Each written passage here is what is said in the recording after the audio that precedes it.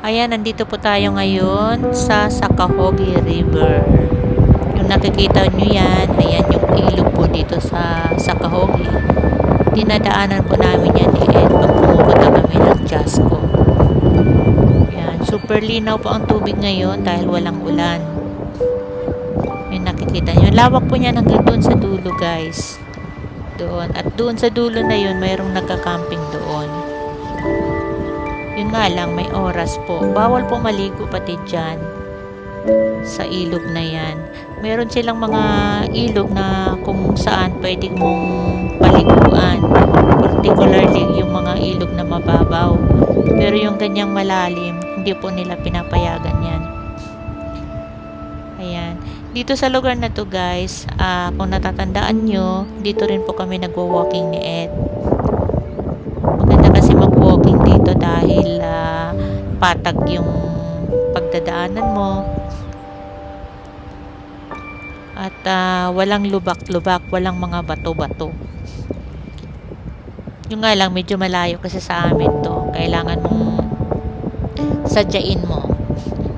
Ayan. So, umaga dami nagwo-walk dito Mga matatanda, mga bata, yung iba nagbabike. Kaya pinupuntahan. At hindi rin problema dito pag napapaihi ka, may CR po yan dyan sa bandang unahan. Yan, ganyan po ka kibisi ang mga Nihonjin. Talagang sila, yung pangunahing pangangailangan ng tao ay yun yung una nilang nilalagay or ginagawa. Kaya kahit maglakad ka na maglakad dyan, pag napapahi ka, ayun, mayroong CR. At saka may mga bento din dyan, vending machine. Yan, hindi lang napakita ni Ed sa video na yan. Kasi si Ed po ang nag-video niyan, hindi ako. Ayan yung sakura. Hindi pa po tag-sakura ngayon, guys. Naligaw lang po yan. Ligaw na sakura yan, nag-iisa. O, diba? Ayan, masipag po mag-video si Ed, kaya pagpasyensyahan nyo kung minsan yung video niya ay magalaw. Alam nyo na, hindi pa sanay mag-video yan. Ayan, tawag dito, tawag dyan, nag-voice over lang ako kasi minute ko yung mga boses nila. Ayan, nakita yung si Lolo, ayun, naglalakad. Ayan yung mga bike nila. Nagpapahinga yung iba. Siyempre, nauuhaw. Kailangan uminom. Ayan. So, next stop natin malapit na tayo sa malawak na lupain. Ayan. Andyan na tayo. Yung lawak ng lupain na yan, guys, ayan, lahat ng natatanaw nyo dyan, yung abot ng inyong mata, sobrang lawak po niyan, ay hindi po sa akin yan. Ayan, sa Hapon po yan. Diba? Nakakaloka. Ayan, guys, ito pa yung isang sakura.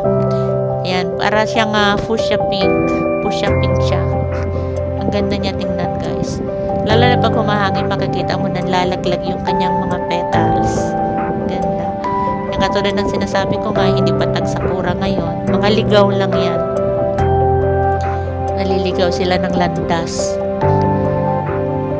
Ayan. Ganda siya tingnan, no? Pero, Diyos ko po, pag matagal ka na sa Japan, guys, allergy. Kainaman. Sobrang lakas ng ka-function yan. Kasi maalikabok din yan Yung dala ng bulaklak. Ayan yung bike nila Edo, isa sa mga kasamahan nila. Yung kanyang bike nakaano lang, ayun yung isa, dire-diretso na. Ayan, so sabi ko sa kanya, pagka nagbabike sila kung saan-saan siya pumunta, mag-video siya. Marami siyang sinend sa aking video, kaya lang hindi naka-landscape. So dito naman sa lugar na to, dito rin kami naglalakad ni Ed. Itong park na to malapit po sa amin. Ayan, kung mapapansin nyo, merong playground ng mga bata. May mga bata dyan, naririnig nyo rin ang ingay nila. Hindi ko minute yan, guys, para naman may ingay yung mga bata. So, yan.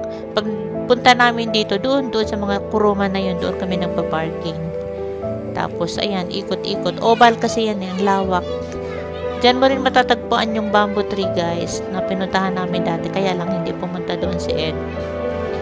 Hindi niya nakunan. So ito naman, ito ay sa Inuyama, parting Inuyama.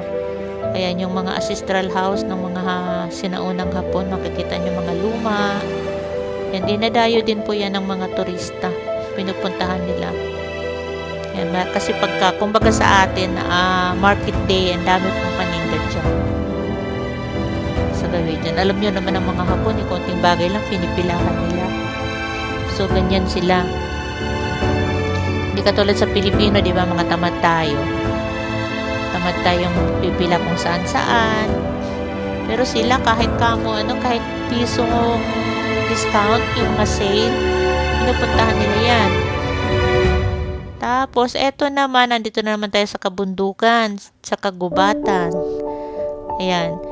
Alam niyo yung mga riders na yan, guys, yung mga bikers na yan, ang hilig nilang umahon sa mga kabundok-bundukan.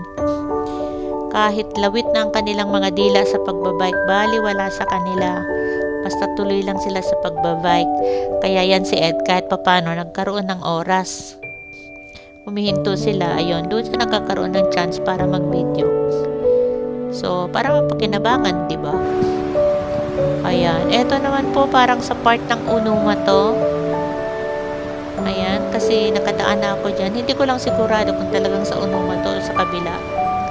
Kasi dalawa yung daanan dyan, doon sa kabila at dito sa may Unuma Eki. Ayan, so maririnig nyo dyan mamaya sa kasunod nating video yung halakhak ng Girlalu.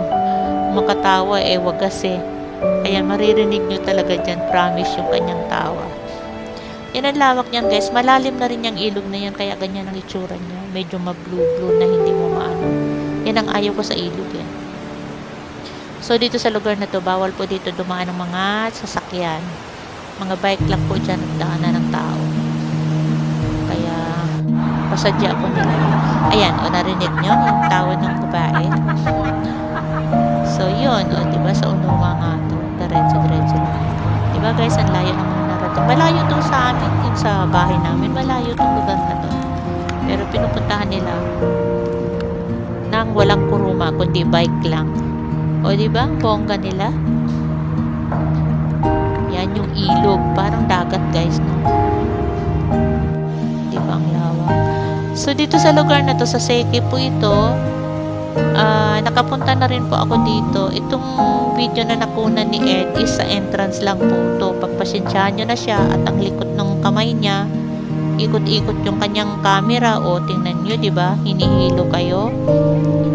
So ito po yung merong hanging bridge doon sa unahan. Maganda po dyan sa loob na yan, kaya lang hindi na siya pumasok.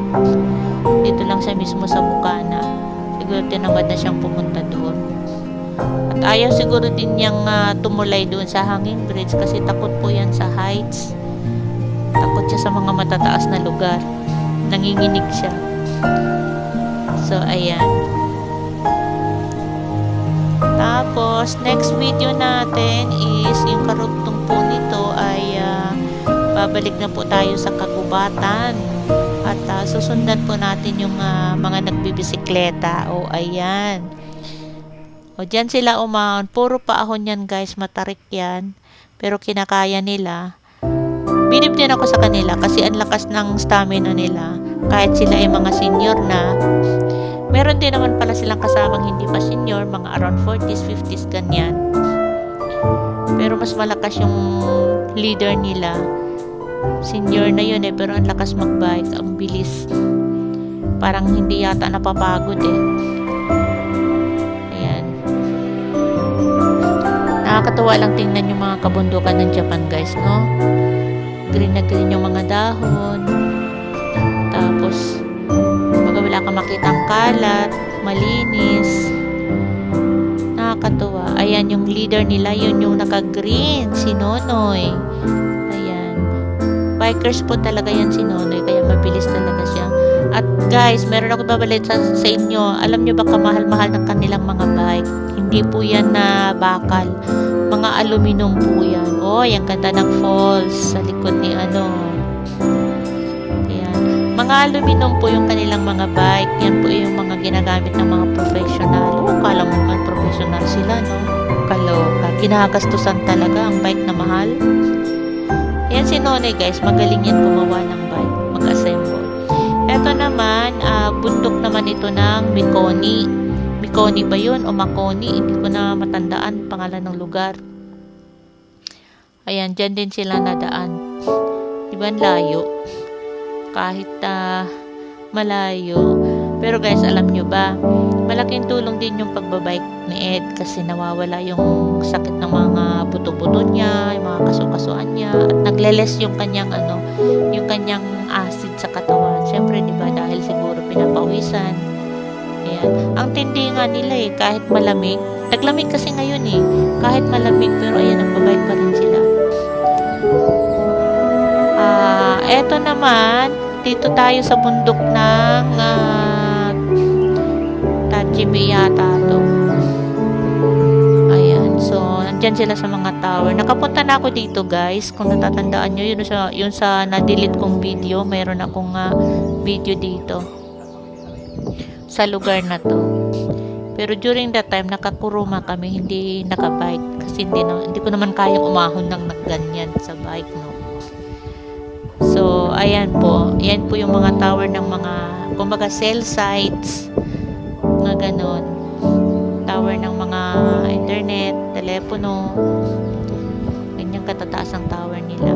At sa bundok nakalagay. So, balik tayo dito sa kabundukan uli, kakahuyan. Tingnan nyo naman. Berhen na berhen yung kanilang mga puno. At hindi po yan ginugupit. Ay, tawag dito, hindi nilalagari. Hindi nila pinakikialaman. Kasi malaking asset sa kanila yan Iwas baha. Iwas, tawag dito. Diba? Ang ganda kasi, diba? Yung mga bikers minto. Napapagod din yung mga yan, guys. Hindi lang papahalata. Diba? Salamat po. Thank you so much. Bye. God bless everyone.